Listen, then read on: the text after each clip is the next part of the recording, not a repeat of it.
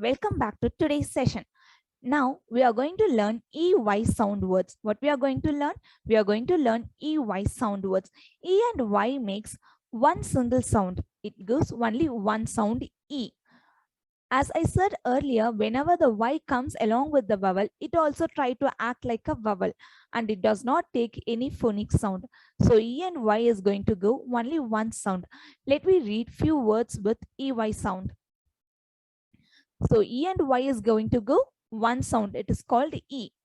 K, E is keys, monkey, donkey, money, journey, honey. All this EY gives only one sound. It is called E. Shall we try reading some sentence with EY words? Yes. Let me read the sentences. The monkey has the key. I love to eat honey. That's how we have to remember whenever the EY comes at the end, we will hear E sound. Thank you.